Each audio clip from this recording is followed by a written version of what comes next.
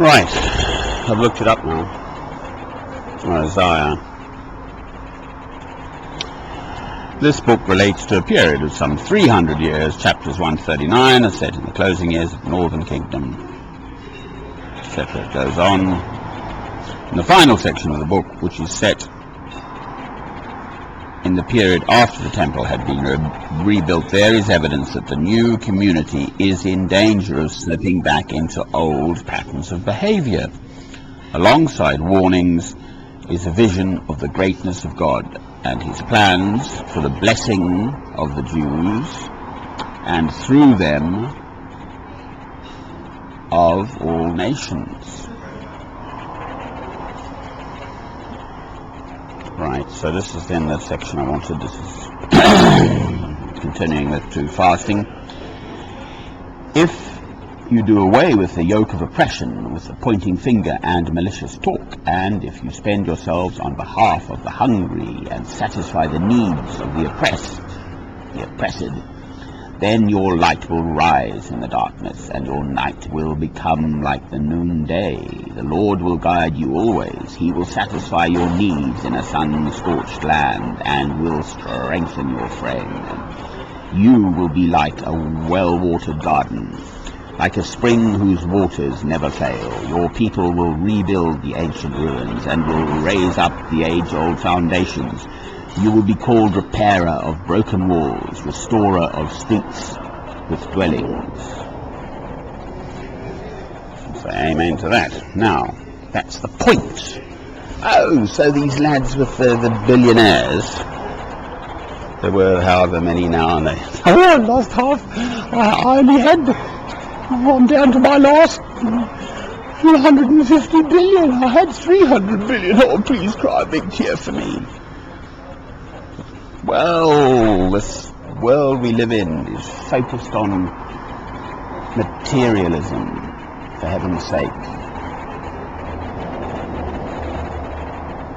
Yes, one has to have material things. Christ got the balance absolutely perfect between...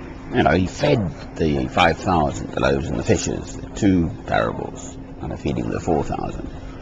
Of course, because the people have been praying and in this holy state, then yes, of course we have to eat at some point.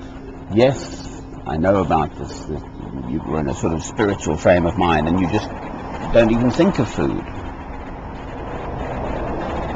But he fed them. There are two parables, at least two instances where he just looked after the material well-being of people who'd been with him in this holy state, spiritual state. But put God first. Not material. What's material things? Just look at it. We've got 70 years and 10, for heaven's sake. 70 years, 20 is a score. To do what? Ashes to ashes, dust to dust. We come in naked, we go out naked. Well, what matters is the bits in between. This is the point. Yes, when I come back to the West, it is kind of nice to have a bit of material infrastructure. I was in Armenia 2 Christmases ago, possibly 3 now, 2 years ago. And they've got nothing. The electric wires, I mean, it's like they're hanging off poles in the street and all the rest of it. And you get power cuts and all the rest of it. So yes, it is kind of nice to get back to the West and find that trains do actually run and all the rest of it. But don't lose sight of the main point. So we, the West, have a duty, an obligation to balance our material well-being with the rest of the world.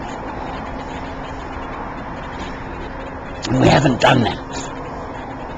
So often the greedy old West turns up, woof, and does not look after the indigenous peoples. Mining companies, I don't know, whatever.